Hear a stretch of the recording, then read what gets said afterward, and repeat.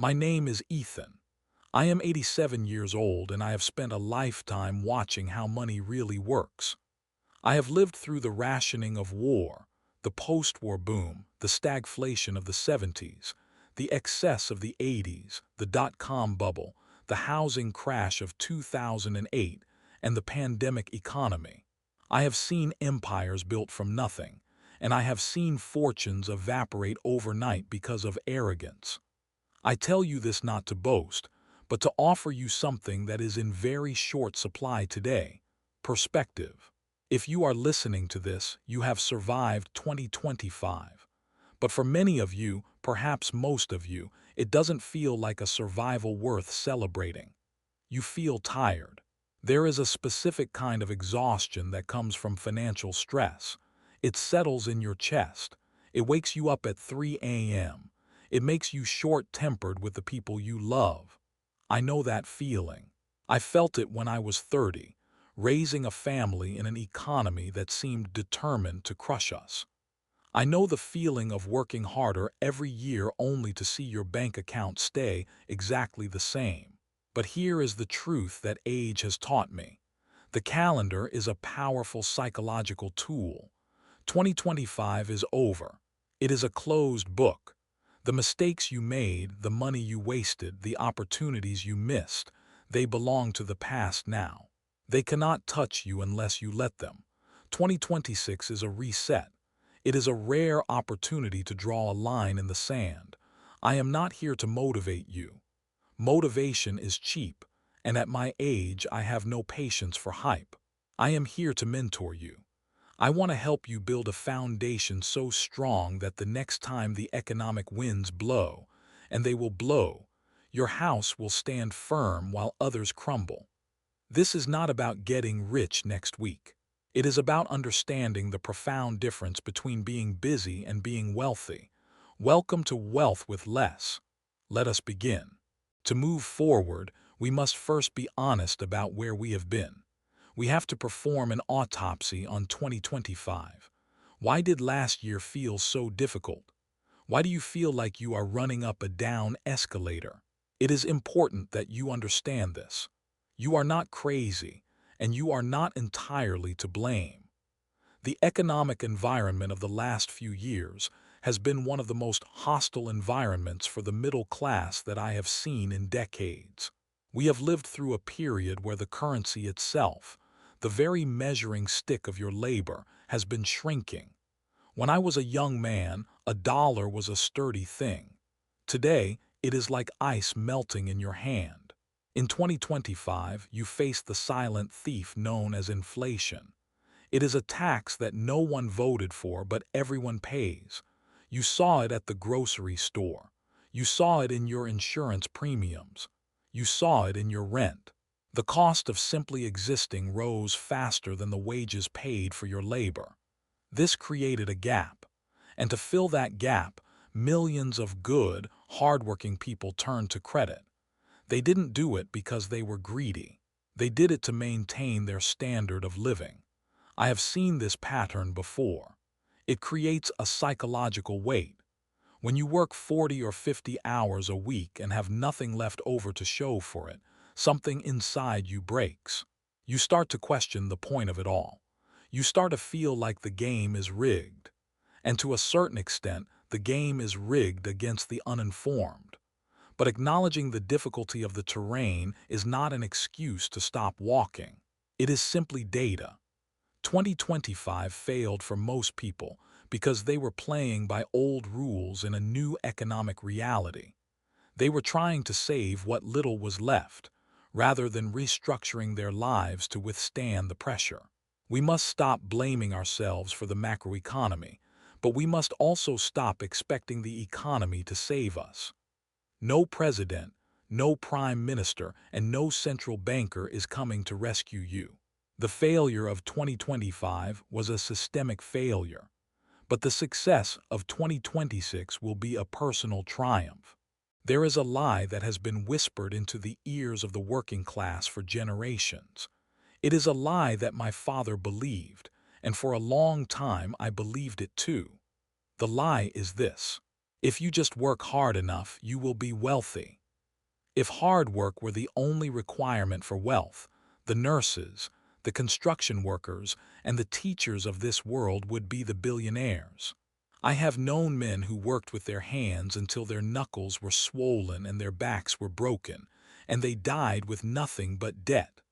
Hard work is a virtue. It builds character, but hard work alone does not build wealth. In 2025, I suspect you worked very hard. You gave your time, your energy, and your mental health to your employer. You traded the limited hours of your life for a paycheck. But if your financial system is broken, adding more hard work is like pouring water into a bucket with a hole in the bottom. You can pour faster, you can pour harder, you can exhaust yourself pouring, but the bucket will never fill. Wealth is not a function of effort. It is a function of leverage and allocation. The wealthy do not trade time for money directly. They build systems that work while they sleep. But you have been taught to be a laborer, not an architect. You have been taught to focus on the size of your shovel, rather than asking if you are digging in the right spot. This is a painful realization for those of us who pride ourselves on our work ethic. It feels unfair. But the market does not care about fairness. It cares about value and systems. In 2026, we must shift our focus. We do not need you to burn out. We do not need you to get a third job or sleep 4 hours a night. That is the path to an early grave, not a wealthy life. We need to decouple your financial success from your physical presence. We need to stop glorifying the grind. I have seen the grind destroy families. I have seen it turn bright young men into cynical old men. This year, we will focus on working smarter, not harder. We will focus on fixing the bucket so that every drop of effort you put in actually stays there. Let us talk about where the money goes. When I was a boy, spending money was a deliberate act. You had to go to the bank. You had to count the cash. You had to physically hand it to a merchant. There was friction. There was a moment of hesitation where you could ask yourself, do I really need this? That friction is gone. Today, the entire global economy is engineered to remove the space between your impulse and your purchase. Corporations have hired the brilliant minds, psychologists, data scientists, behavioral experts, to bypass your logic and appeal directly to your emotions. In 2025, much of your spending was likely not about need. It was about anesthesia. When we are stressed, tired, and unfulfilled, we seek relief. And in our modern culture, relief is sold to us in the form of consumption. You bought things to feel better. You bought things to signal to the world that you are doing okay, even when you weren't. We call this lifestyle creep, but I call it the comfort trap. We buy subscriptions we don't use because we are too busy to cancel them. We upgrade cars because we think a new vehicle will give us a new life. We eat out because we are too exhausted to cook. These are not moral failings. They are psychological responses to a high-pressure environment. But they are bleeding you dry. I have watched people earn six-figure incomes and live paycheck to paycheck. It is not an income problem. It is a psychology problem. They are trying to fill a hole in their spirit with things from a store. It never works. The wealth with less philosophy begins here.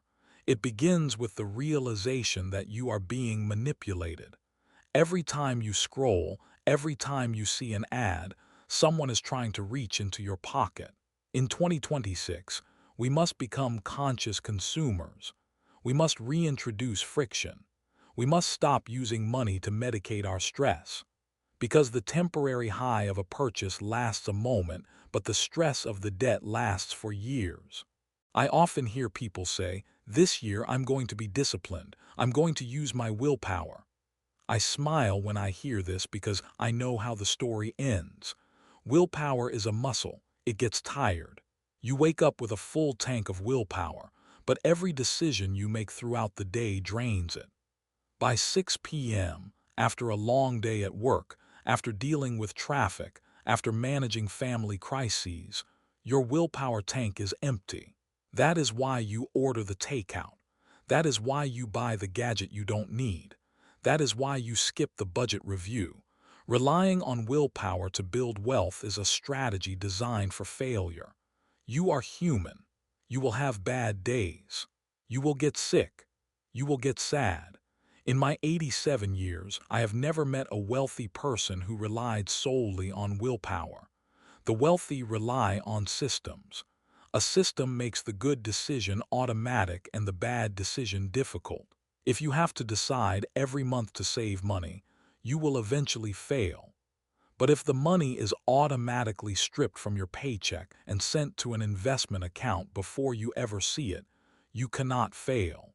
You don't need willpower to save money you never touched. This is the secret that adults need to learn. Do not trust your future self. Your future self will be just as tired and tempted as you are today. Instead, build a cage for your money that your future self cannot easily unlock. In 2026, we are going to move from trying hard to automating everything. We are going to take the emotion out of the equation. We are going to set up machines, digital machines, that build your wealth in the background, quietly, relentlessly, regardless of how you feel on a Tuesday morning. Motivation is for children. Systems are for adults. You are watching a channel called Wealth with Less. I want to be very clear about what that means. It does not mean poverty. It does not mean deprivation. It does not mean using the same tea bag twice or living in a cold house. Wealth with less means achieving a state of abundance by reducing the overhead of your life. Society tells you that wealth is more square footage, more cars, more clothes, more noise. But I have been in the homes of the rich who have more debt than assets. They are prisoners in their own castles. They cannot quit the jobs they hate because they have to feed the beast they created. That is not wealth. That is indentured servitude with better furniture. True wealth is the ability to wake up in the morning and say, I own my time. Wealth is having 2 years of living expenses in the bank so that if your boss disrespects you, you can walk away without fear. Wealth is the ability to help a friend in need. Wealth is sleeping soundly at night because you owe no man anything. To get there, we must embrace simplicity. We must learn the art of enough. When you stop trying to impress people you don't like, your cost of living drops dramatically. When you stop chasing the newest upgrade, your savings rate explodes. This is a message for the mature. It takes a certain level of confidence to drive a 5-year-old car when you could lease a new one. It takes wisdom to live in a smaller house than the bank says you can afford. Delayed gratification is the superpower of the wealthy. It is the ability to say no to a small pleasure today so you can say yes to total freedom tomorrow. In 2026, we are not chasing status. We are chasing peace. And peace is the most expensive luxury in the world. So why is 2026 so important?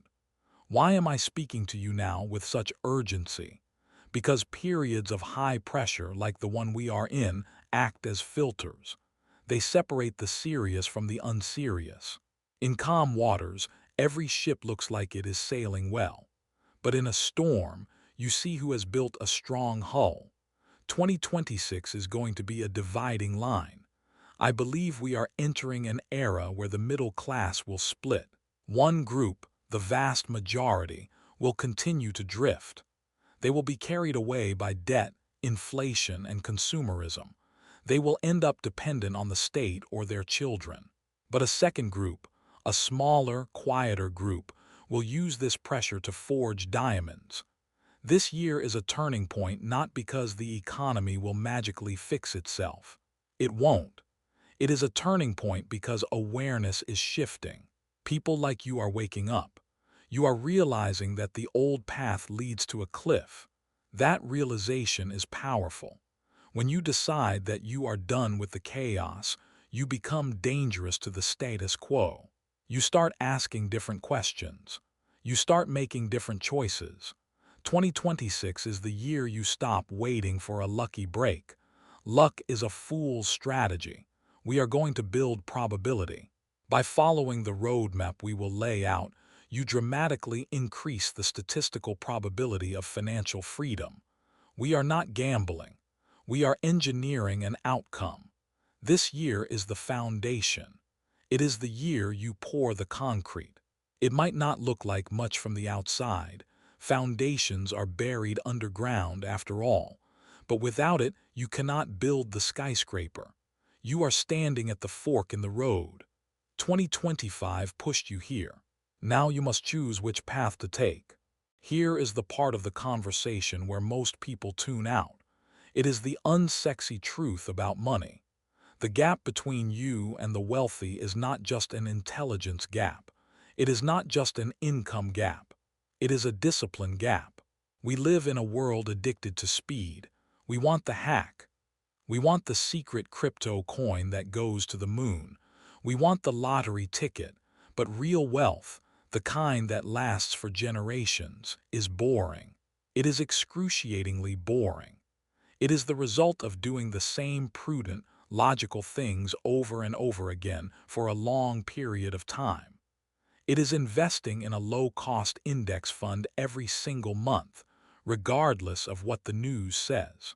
It is living below your means every single month, regardless of what your neighbors are buying. Most people cannot handle the boredom. They crave excitement. They interrupt the compounding process because they get impatient. They kill the flower by digging it up to see if the roots are growing. In my lifetime, I have seen brilliant men go broke because they lacked discipline. And I have seen average men, janitors, secretaries, die as millionaires because they possess the discipline to stay on the path. Consistency beats intensity. Every time. You can scream and run as fast as you can for a mile, but the person who walks steadily for a decade will leave you far behind. In 2026, we are going to fall in love with the boredom. We are going to find satisfaction in the quiet, steady ticking of the clock. We are going to close the discipline gap. It won't be exciting. It won't make for a good dinner party story. But 10 years from now, when you look at your accounts, you will realize that boring was the best strategy of all. Finally, we must address who you think you are. Behavior follows identity. If you see yourself as a spender, you will find ways to spend money. If you see yourself as a victim of the economy, you will find reasons to give up. To change your bank account, you must first change your identity. You must stop seeing yourself as a consumer, a mouth to be fed by corporations. You must start seeing yourself as a builder, an owner, a steward. For those of you in your 30s, 40s, and 50s, this is critical. You are not just building for yourself anymore. You are building a legacy. Legacy is a heavy word. It is not just about leaving money when you die.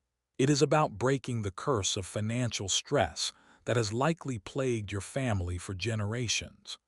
It is about modeling a relationship with money that is healthy, controlled, and dignified. If your children see you stressed about money every day, they learn that money is a source of fear. If they see you in control, they learn that money is a tool.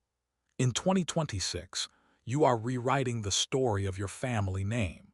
You are deciding that the chaos stops with you. You are becoming the anchor. This requires a mental shift. You have to walk differently. You have to think long-term.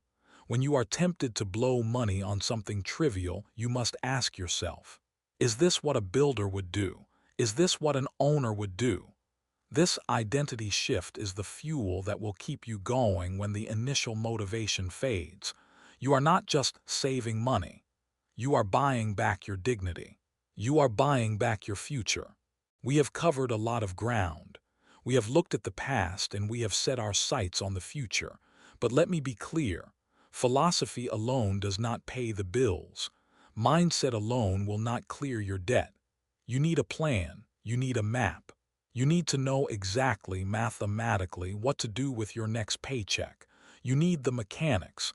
That is what this series is for. This video was the why. The next video is the how. I am not going to leave you with vague platitudes. In the next video, I am going to break down the exact step-by-step roadmap to go from zero, or less than zero, to your first $100,000. We will look at the numbers. We will look at the order of operations. We will strip away the confusion and leave only the path. If you are tired of the noise, if you are tired of the hype, and if you are ready to do the work that actually matters, I invite you to join us. 2025 is gone. It cannot hurt you anymore. 2026 is unwritten, and you hold the pen. My name is Ethan. This is Wealth with Less. In the next video, we build the roadmap. I'll see you there.